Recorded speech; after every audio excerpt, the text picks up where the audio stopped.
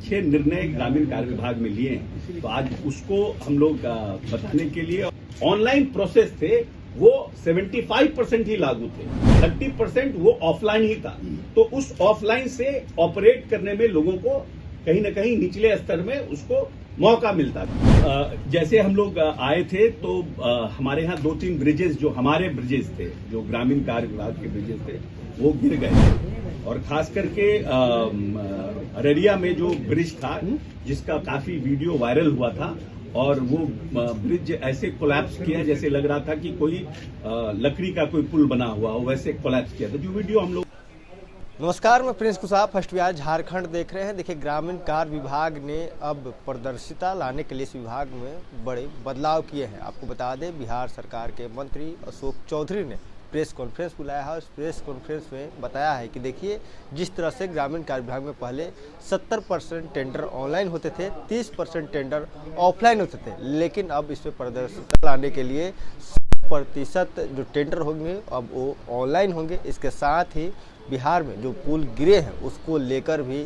बड़ा बयान दिया है। कहा है अब सभी पुल का हेल्थ कार्ड बनेगा, सड़कों की मेंटेनेंस के लिए, रखरखाव के लिए बुलेटिन जारी की जाएगी, उसकी निगरानी की जाएगी और 5 साल तक पर उनको पुल जो रोड हो या पुल हो उस पर ध्यान कैसे रखा जाए, इसको लेकर नियम बनाए जाएंगे। क्या वो ठहर रहे बिहार सरकार के मंत्री अशोक चौधरी, पर्यापुन के बयानों को सुनिए।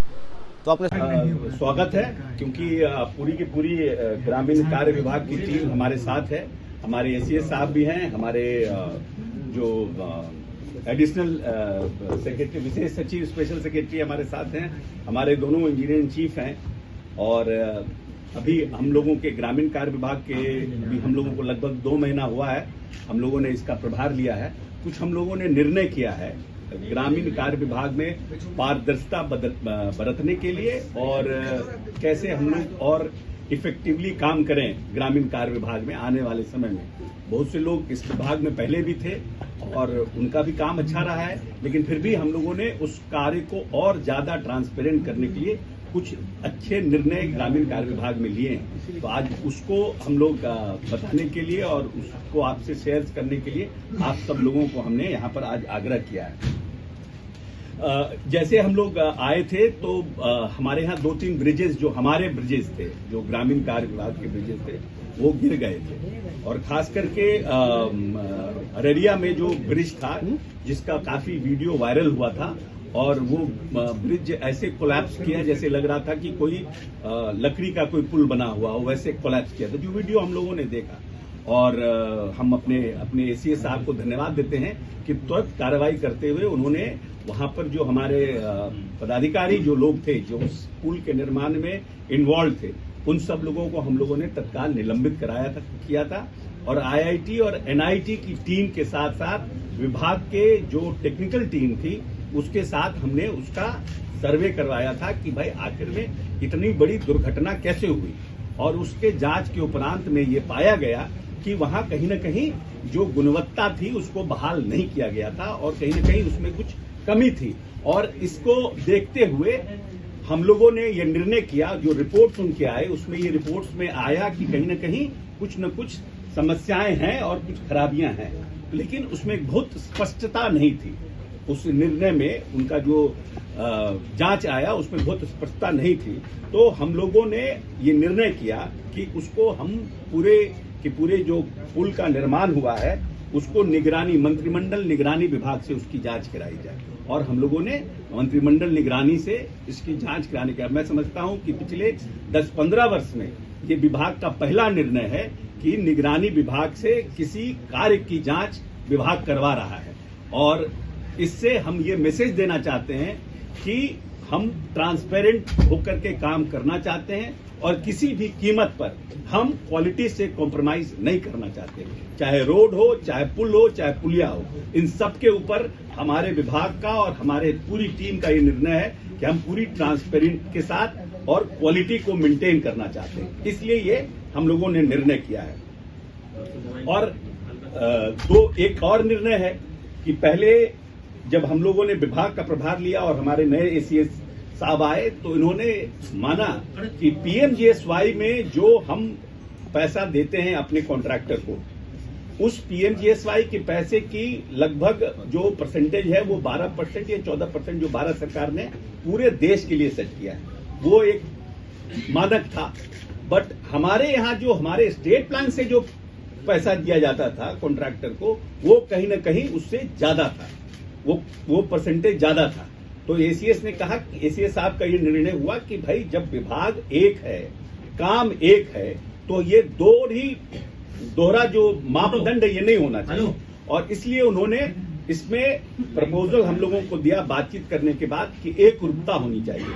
और हम लोगों के स्तर से ये निर्णय हुआ कि ये सही है कि एक रूपता के साथ तो हम लोगों ने जो पीएमजीएसवाई जो भारत सरकार का मानक है, जो देश भर में लागू है, उसको हम लोगों ने स्टेट प्लान में लागू किया। ये अभी का निर्णय है। पहले जो लोग थे, इसके पहले उन लोगों के नजर में ये बात आई, क्यों नहीं आई, ये सब विषय डिफरेंट है। लेकिन जैसे ही हम लोगों के नजर में आया, हम लोगों ने इसमें सुधार करने का काम किया।